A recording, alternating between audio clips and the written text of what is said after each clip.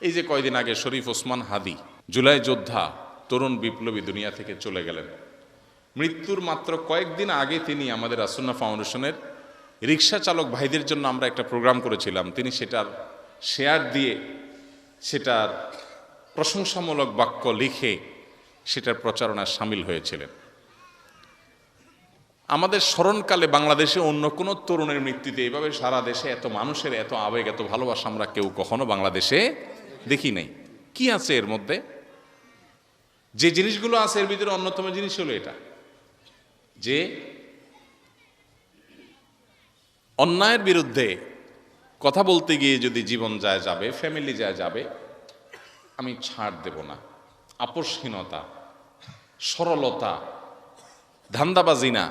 বিপ্লবী সাজা এক জিনিস, আর ভেতর থেকে বিপ্লবী হওয়া আরেক জিনিস। মুখলেস নিষ্ঠাবান মানুষদেরকে বোঝা যায় অনেক সময়।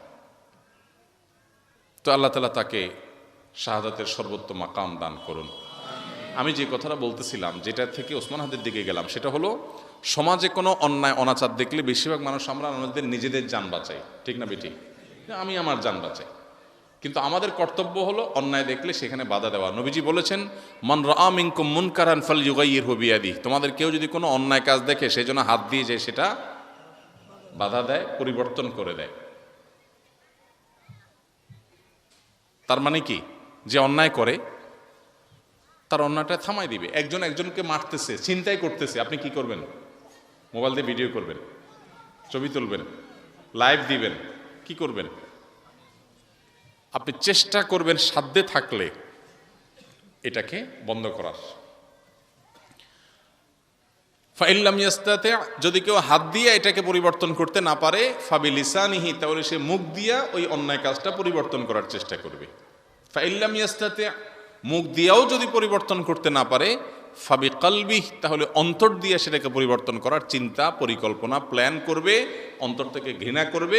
ওয়াযালিকা আদআফুল ঈমান, এটা হলো ঈমানের সবচেয়ে দুর্বল স্তর। আমাদের সমাজে বহু অন্যায় অনাচার হয়, দেখেও আমরা সবাই থাক, আমার দরকার কি, আমার তো কিছু হচ্ছে না। এই মানসিকতা আছে না নাই?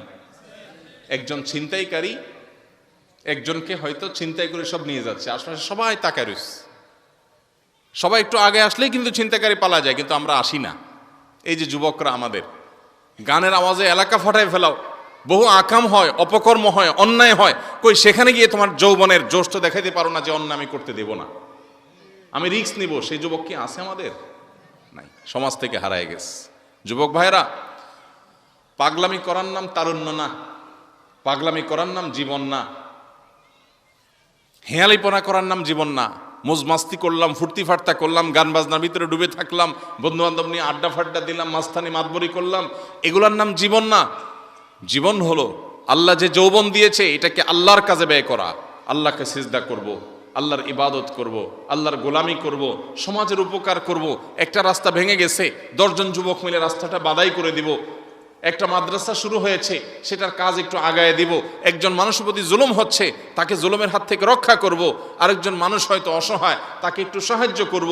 একজনের বোঝা অনেক ভারী হয়ে গেছে, 2 জন 3 জন যুবক মিলে তার বোঝাটা বহন করে দিব। এটার নাম জীবন।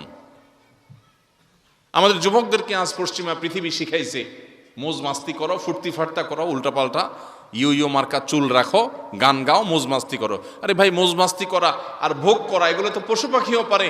মানুষের সন্তান, তার সার্থকতা কিসে? শরীফ ওসমান হাদিরা দেখায় গেছে জীবন সার্থকতা কিসে। আমরা যদি আমাদের প্রত্যেকটা জায়গা থেকে আমরা যদি সৎ কাজের আদেশ আর অন্যায় কাজে বাধা প্রদান করি, তাহলে ওই নবীজির ওই হাদিসের মধ্যে পড়বো, তিনি বলেছেন যে আমার উম্মতের মধ্যে কিছু লোক আছে, মাফাতিহুল খায়র মাগালিকুশ শার, ভালো কাজের চাবি, মন্দ কাজের তালা। বাস, সমাজে যে কোনো ভালো কাজে তারা আছে, আর যে কোনো খারাপ কাজে তারা বাধা প্রদান করে। আমরা যদি সবাই এরকম সোচ্চার হই, তাহলে সমাজে আর কোনো জুলুম থাকবে? কেউ মাস্তানি করতে আসছে, সমাজের সবাই যদি বলে না মাস্তানি চলবে না, একজন নিরীহ মানুষের উপর মাস্তানি আমরা সহ্য করব না, আমরা যদি দাঁড়ায় যাই, তাহলে আর মাস্তানি কেউ করতে পারবে? কিন্তু আমরা চিন্তা করি আমি তো ভালো আছি, ওনার উপরে মাস্তানি করতেছে, উনি বুঝে বেড়াক, আমি আমার জান বাঁচে থাক, না দেখার ভান করি। এই স্বার্থপর মানুষ কখনো ভালো মুসলমান হতে। আমরা বেশিরভাগ মুসলমানরা নামকে অস্তে মুসলমান, নামাজ কালাম পড়ি, রোজাও রাখি, দান সাদাকাও করি, সবই করি, কিন্তু আমরা স্বার্থপর। এই স্বার্থপর মানুষ কখনো ইমানদার হতে পারে না। আমরা এই স্বার্থপরতার ঊর্ধ্বে ওঠার চেষ্টা করবো তো ইনশাআল্লাহ। আমরা যদি সবাই দায়িত্ববান হয়ে যাই, দায়িত্বশীল হয়ে যাই, আদর্শ মুসলমান হয়ে যাই, সমাজটা সুন্দর হয়ে যাবে। ঠিক না ভাই? ঠিক ইনশাআল্লাহ। অতএব এই যে মাদ্রাসা এখানে হলো, আপনারা যারা এলাকাবাসী আছেন, যার যার জায়গা থেকে এটাকে সহযোগিতা করবেন, বাচ্চা ভর্তি করাবেন এবং পারলে টাকা পয়সা দিয়ে সহযোগিতা করবেন, বুদ্ধি পরামর্শ দিবেন। আর কিচ্ছু পারেন আর না পারেন, অন্তত এটার কল্যাণ কামনা করবেন, মনে মনে ভালো চাইবেন। চেষ্টা করা যাবে না ইনশাআল্লাহ?